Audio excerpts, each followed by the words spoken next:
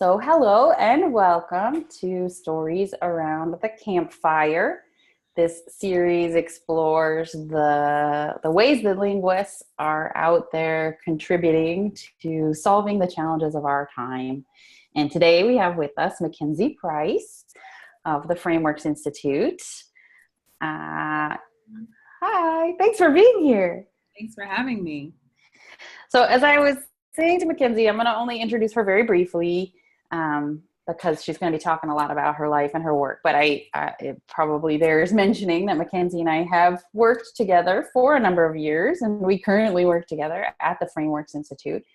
So I'm going to pretend that I don't know a lot about the work that the Frameworks Institute does, but there may be follow-up questions where I reveal a little bit of insider knowledge.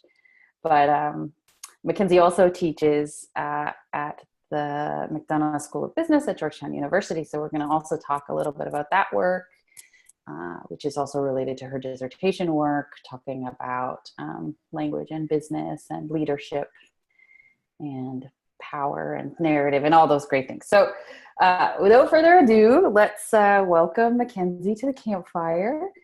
Thank you. Mackenzie, why don't you begin by telling us a little bit about maybe a recent project where you found a way to use your linguistics at work?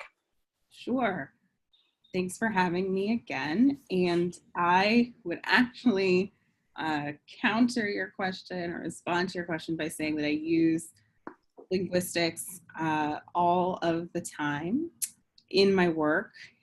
So the organization that I work for and that Hannah, you also work for, it's called the Frameworks Institute, and we are a cross between communications researchers, so discourse analysts in many ways, but also bring in other social science methodologies. So we're a cross between researchers and communications consultants. So we research different ways to, and when I say ways, I mean pieces of language that can explain science and social issues and be interpreted well. And so we experiment with interpretation of language cues, and then we help people use them and guide them through a process of thinking about how the language they use is interpreted.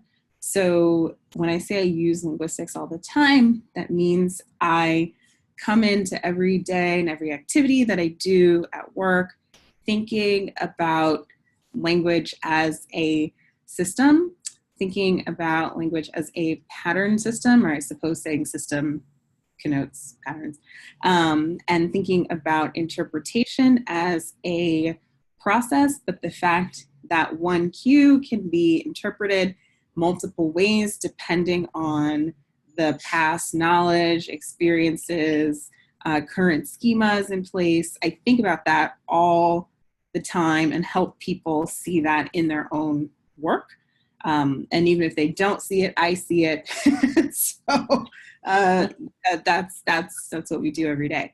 Thinking about a recent problem that I approached as a linguist, I can give you an example that's about 3 hours old. Oh, wow. This happened. So the task kind of on the surface level was working with a state agency that is putting together or got a proposal from a ad agency to put together a campaign, media campaign about substance use. And so they wanted Frameworks view of this, and Frameworks view delivered through me. And so what I did was look at this proposal for a campaign, and because it was a proposal, it had multiple pieces. So it had an opening section that set the stage and talked about what some of the objectives were of the campaign and what the core ideas that had to be communicated are. And then it had a second section with examples of how these core ideas were going to be communicated with the public.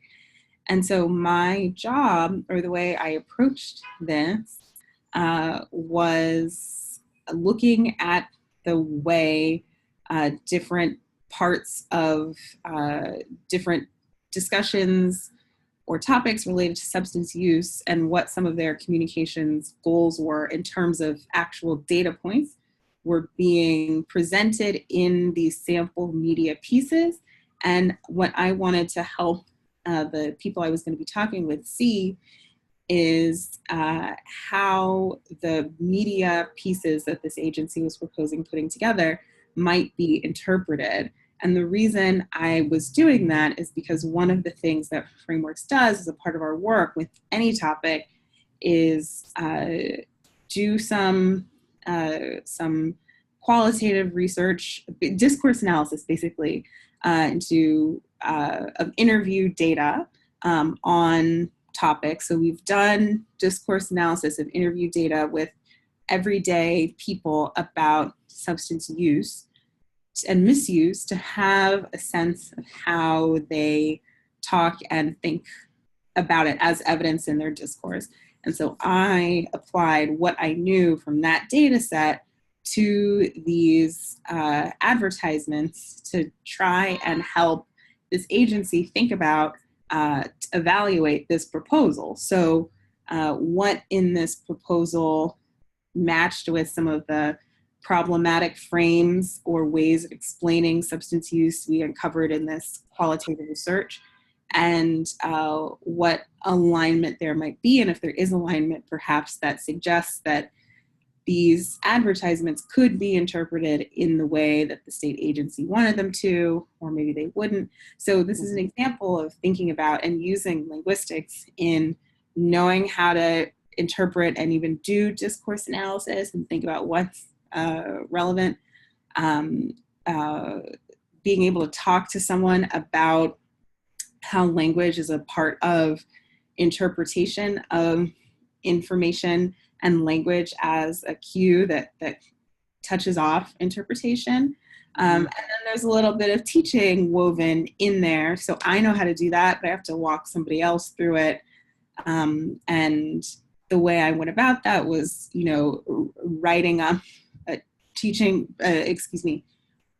creating or planning for the conversation as if it was a lesson. So I did an intro where I taught them a little bit about what I was looking for and how we were going to look at a sample piece of one of these advertisements.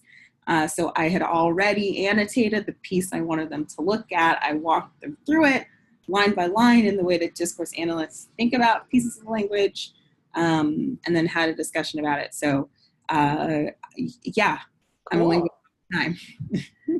So I'm very curious about, do people, do they get it? Do they buy your linguistic perspective? Do they give you any pushback, or do they, how do you find people respond to a linguistic perspective? Do you find that they misunderstand or make assumptions about your approach? Well, in this specific case, in the example I just talked about, I did not get any pushback, but that is because, and there are a couple of reasons why that's true. This is a group that I've talked to before, that Frameworks has worked with before, so they have an understanding of what we do and why and how we do it.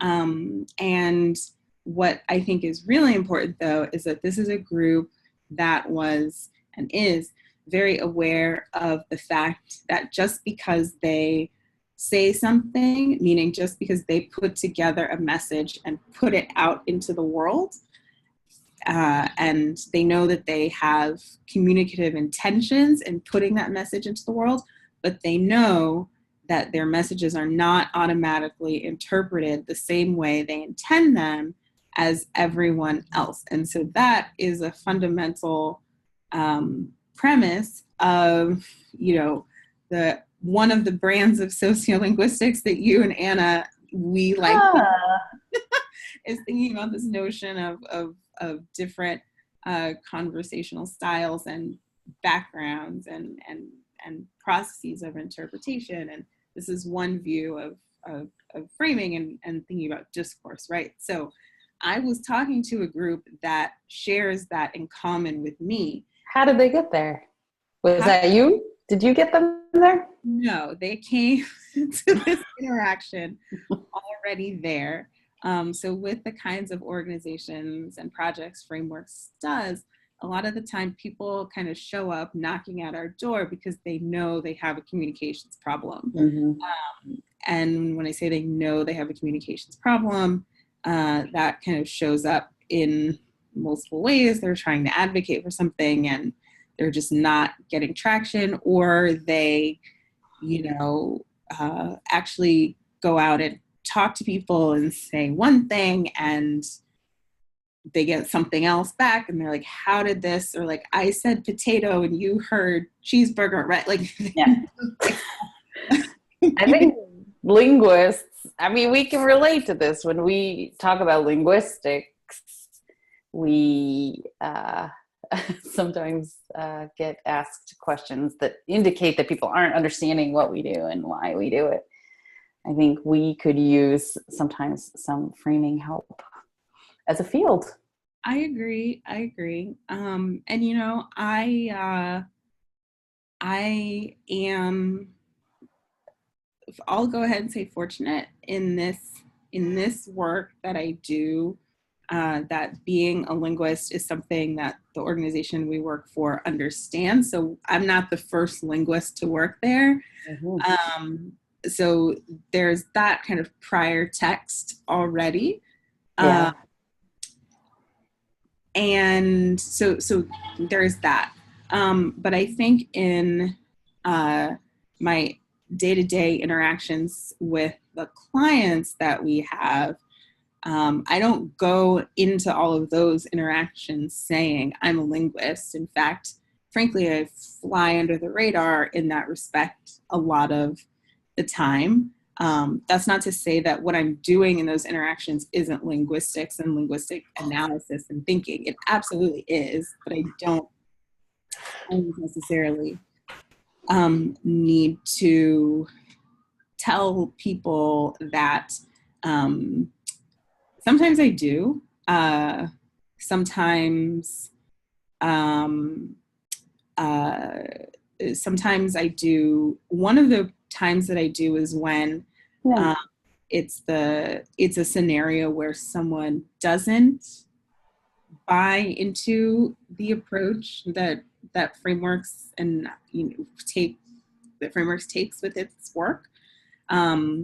And that scenario looks a little something like this generally, where the organization knows they're having a impact problem. They're not getting the impact or the level of fundraising dollars or the click response. Like they're not getting the impact that they want. And they want to think about messaging in the sense that they want to think about the content that they're putting out into the world, and but they don't necessarily see that what makes a message as a piece of language.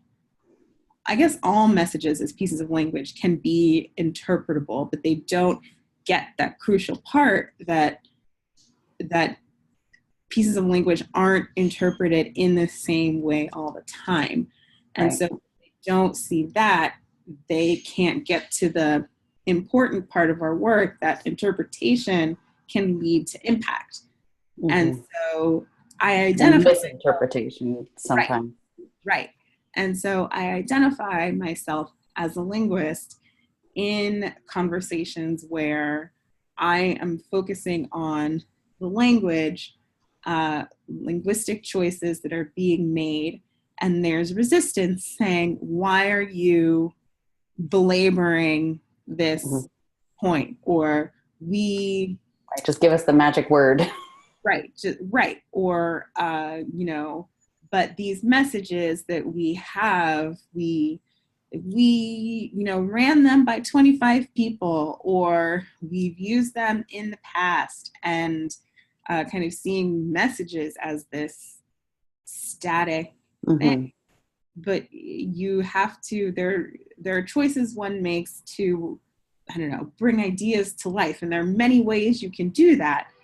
This is why I'm here, to think about these linguistic choices. And if you're still pushing back, I say, look, I'm a linguist. I think of nothing but language. Language is a system, and the choices you make matter. And I study this. This is what we do. This is what we're doing. And within that frame, then it becomes clear that I'm not going to let the language thing go. So, it's almost like it's your profession. Almost, I keep trying to get locutionary act, illocutionary force, and perlocutionary effect in. I haven't managed to do it in an effective way. I have used those words on more than one occasion. I received a C of just, yeah. It's fine, I'm gonna find a way. I've got a campaign. Well, okay, so you talked about you're giving us a little glimpse, but I wonder, maybe people will be wondering, well, what kinds of people does Frameworks tend to work with? What kinds of communicators? And do you think that shapes the work or informs the work? Yes, absolutely. So if we think back to how Frameworks started, the first big projects and the first order of business was to work with scientists in the child development realm, talk about their research, their neuroscience on babies, talk about that with child welfare advocates. And the understanding was that I'm a scientist, I'm in my lab, I send kids, and look, I'm not, you'll see all of the ways in which I am not a developmental science professional in the way I'm about to talk about this, that I put kids in with those caps with the neurons, stuff, right? They're in the lab doing that kind of thing. And when you do that, in intimate detail, the biological process by which things like a brain grows. These things, and you know what it takes for that to happen. But you explain this to people as if they also had PhDs in the same subject you do, and you go to the same conferences, and you have similar kinds of experiments in your labs. You can't talk to everyone about your work as if they were a member of that professional field, as if they were in that in-group. Now, why can't you do that? Because not everyone has not only that experience, but all of the things, the different types of literacy, if you will, that come with having this shared experience. You don't have the same schemas. You don't have the same ways of explaining things.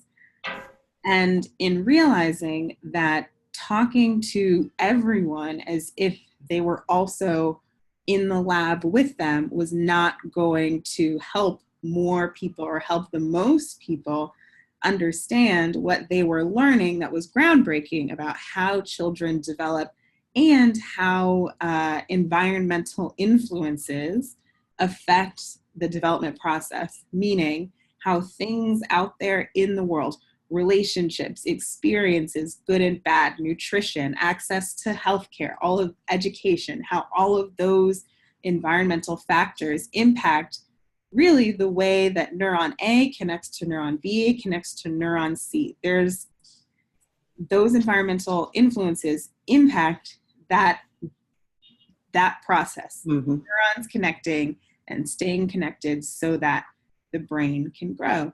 And they wanted advocates in the child welfare arena to know the extent to which all of these environmental factors impact the way that the brain grows, because if those advocates knew this, they could make a really strong science-based case for why experiences and influences in young people's lives matter, and why things like preventing child abuse is so important. This might seem obvious to you, but it's not just because we want to do the right thing. Of course we do. It's not just because violence is taboo, and it is for good reason, but it's because that is an example of a experience that can damage a brain that's developing.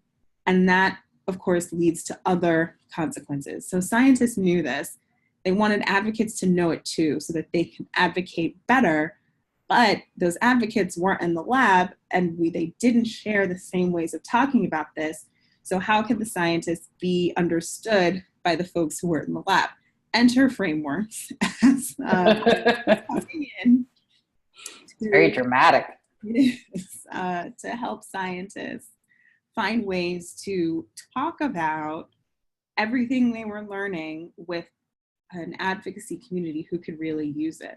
So I give you that example of all the drama to say that a lot of the projects and clients that Frameworks has begin with this same kind of story, where there's a group here on one side that knows something really great and amazing, and oftentimes science-based about a social issue like substance use disorders, substance misuse, environmental health, public health, climate change, right? They know so much about the science behind this, and there are people who are working to fight and address global warming. There are people who are working to expand treatment and prevention options for substance use and misuse disorders. And they could really use these updates in science, but again, they're not in the lab, and the people in the lab are not always outside of the lab. So someone needs to help these groups talk to each other. And that's the kind of thing that Frameworks does. Wow. That's beautifully done. Thank you.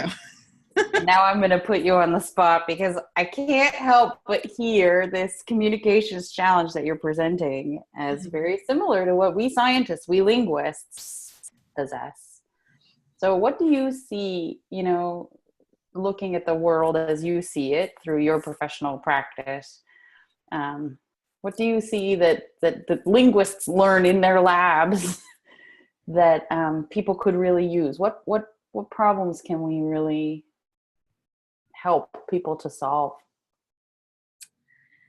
I think that, and this might not be a direct answer to your question, but I think that the communication problem that linguists have, or one of them when we try and talk about ourselves, is you say, I'm a linguist, and someone says, oh, how many languages do you speak? And that, it's a tricky question, because sometimes you do speak multiple languages. But what is, I think, and the way I explain this really relevant, is that linguists don't learn languages just to collect them all, just so they can sit in armchairs and compare, how many words for sparkling water they know, right? That's not the point. The point is, we believe that language is a biological ability in a system that lives in the mind, and languages, individual language systems, are a way to compare and document how that biological ability functions. And sociolinguists are interested in how this biological ability and these systems impact social relationships. And so languages and language systems and discourse, it's data to understand relationships. And I think that one of the things that isn't, for sociolinguists, and so one of the things that isn't seen, or other linguists too, but one of the things that isn't seen about linguistics is that it's an analytical tool for understanding relationships and how knowledge and ideas can be organized. And if that is really what your discipline is all about, then there are all kinds of social issues and ideas and things that you can contribute to, because you have another way to look at how social life works and can be influenced. And everybody wants to get into the social life game. That's what technology is all about. That's what healthcare is all about. That's what everything is really about. That's what education is all about, right? Yeah. So linguists have something to say about pretty much everything that has ever happened, because we have a specific way of looking at language as a system and a behavior that human beings and other primates engage in.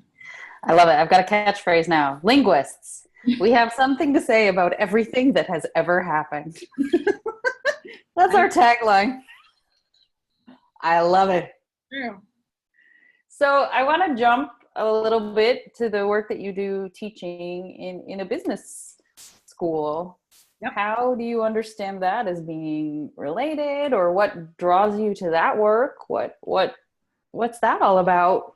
Yeah, well, I can actually credit you with getting me into business. I only asked. I was just fishing for a compliment. As a social space.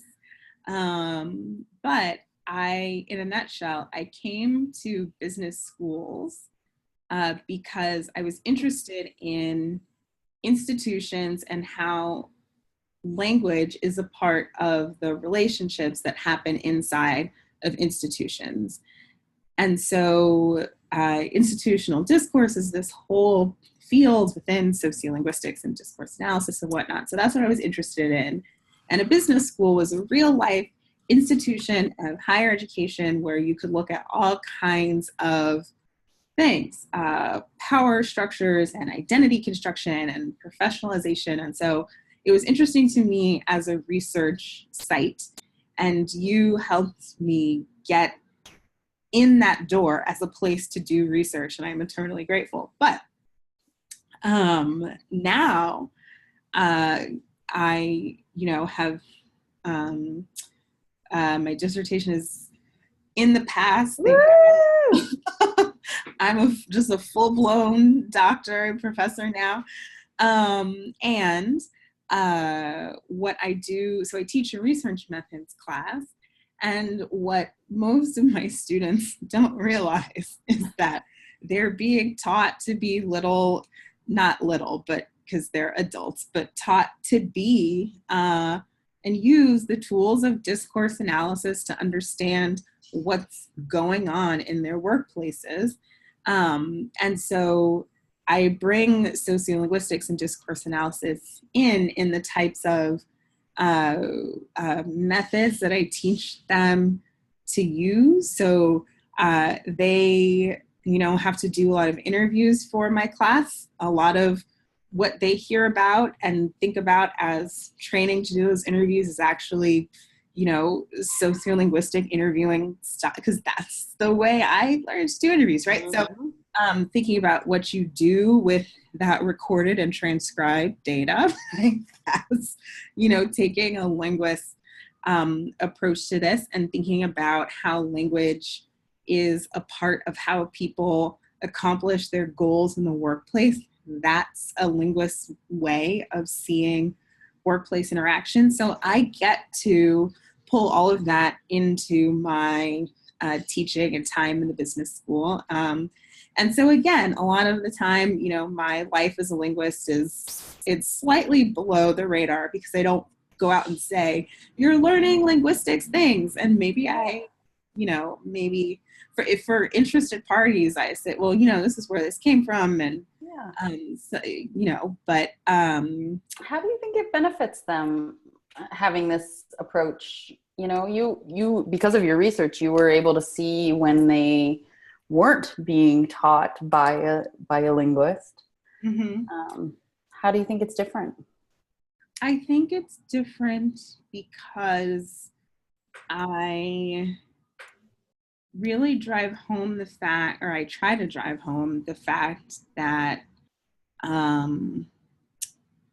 that the way that they behave, or that anyone behaves in the workplace, isn't just happenstance, or Mm-hmm.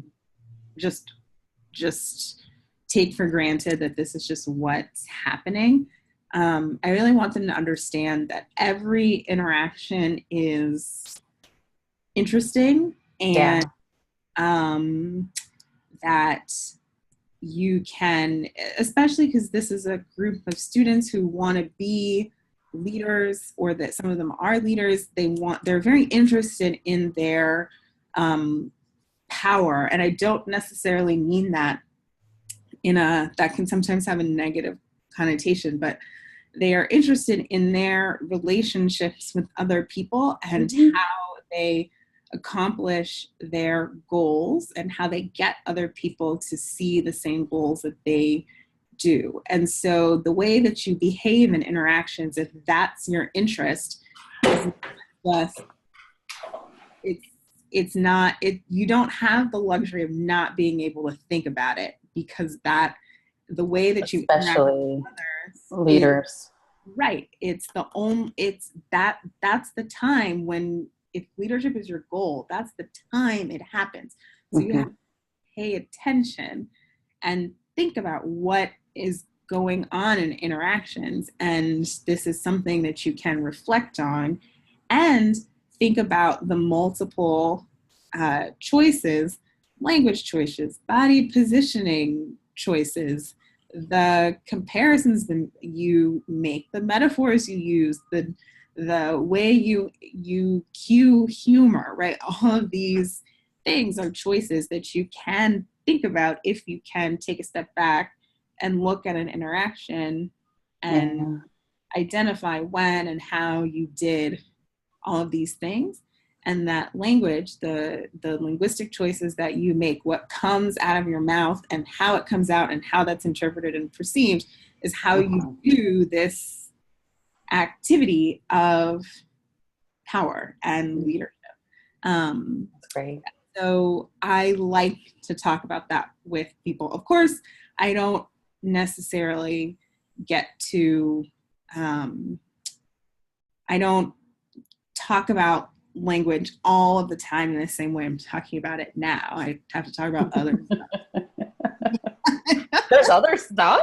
But maybe you can tell by my the sound, how you're interpreting cues in my voice, and the way that I'm moving my hands, and how fast I'm talking, that I'm excited about what I get to do, and about language and whatnot.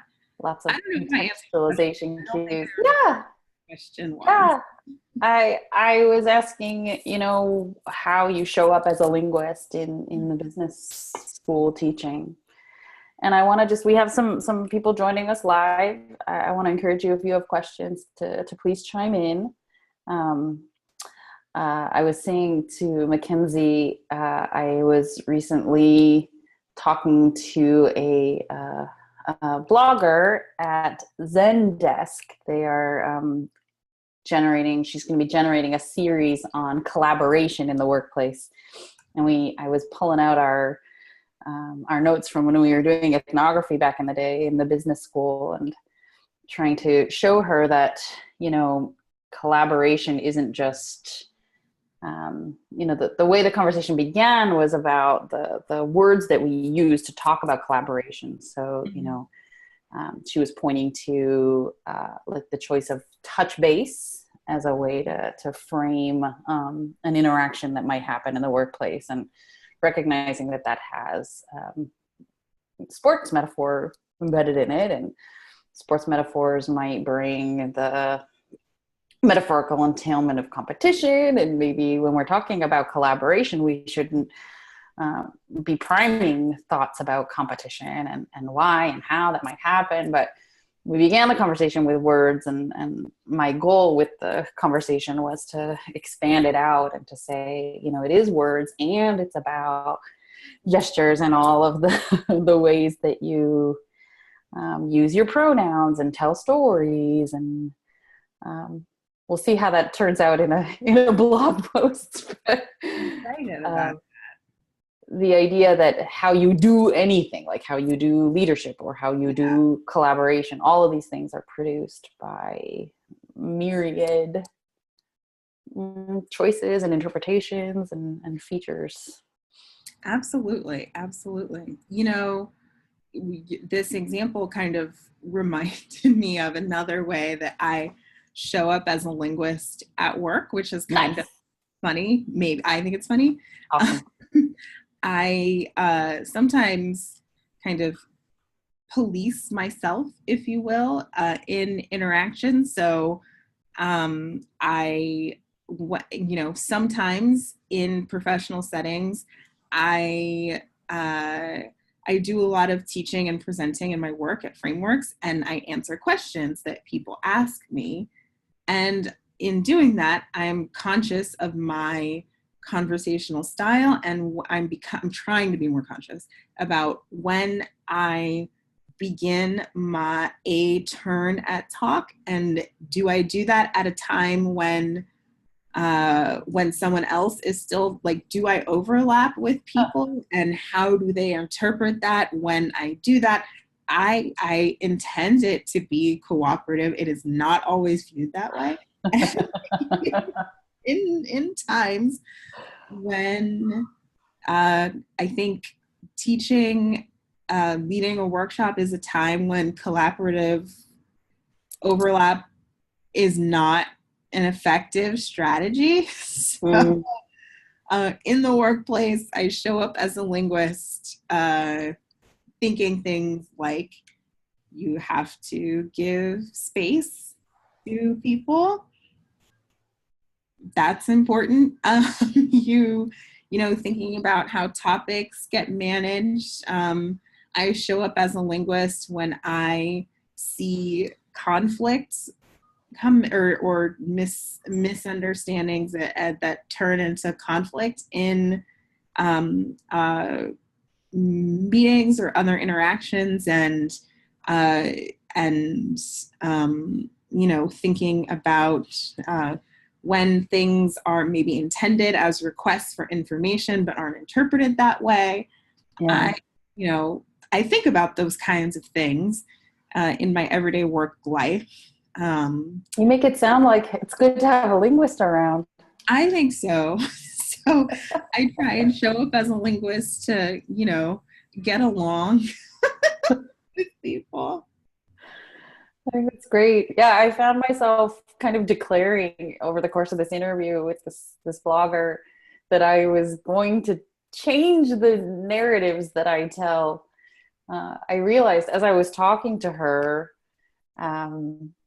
that part of what I talk about as part of career linguists is I when I coach people about interviews, I'm uncoaching what many people bring is an instinct to talk about collaboration. I uncoach them, like I coach them to undo the we. And I stumbled into that and realized that that's kind of problematic. So I'm teaching people to prepare for a professional workplace that isn't the workplace that I want to play a part in creating. I actively want to create workplaces that are more collaborative. And so I have to check myself. So it was a real aha moment for me. So I declared that I would pay attention to that, and also that I would pay attention to telling more narratives of collaboration. Those are the stories that we need to be hearing more often. Collaboration is there are so many different ways you can contribute in an interaction that might be collaborative. How does something like power function in collaboration? I don't know, but it would be interesting to kind of study and think about how many, if collaboration is about sharing of insert noun here, goals, work product, ideas, who knows what it is, but I guess it's sharing of something. How they're, just because we're sharing doesn't mean we're lateral. It doesn't mean that we're equal. It doesn't mean we're going on parallel tracks the entire time. Yeah, there's a lot to know about collaboration. Sounds like this idea has legs. Yeah. Maybe there's a co-authored piece in our future. So, Mackenzie, thank you so much for joining us at the Campfire. If people want to follow up with you and make bids at collaborative research projects that they want to engage, how would people find you, or how can they learn more about what you're up to? They can find me on LinkedIn. My name is Mackenzie Price. I'm the only Mackenzie Price linguist who works at Georgetown and Frameworks that I know of. So you should be able to find me there. That's great. Thank you so much. Thank you so much. This was fun. Wonderful. All right. So the Stories Around the Campfire series is going to be going dark for a couple weeks now. We're going to be starting next week. We're going to be launching Career Camp. So next week at this time, we will be having just a Q&A session about Career Camp. So if anybody is thinking about it, join us at this time to ask questions and learn about what Career Camp is. And the Campfire will be part of Career Camp then for the next 6 weeks or so. But we'll be coming back in the spring. But in the meantime, there's plenty of stories to catch up on. And this story will be up on careerlinguist.com soon enough. So thank you all for your attention. And thank you, Mackenzie, for the gift of your story. Thank you for all of the gifts. Bye-bye. Bye.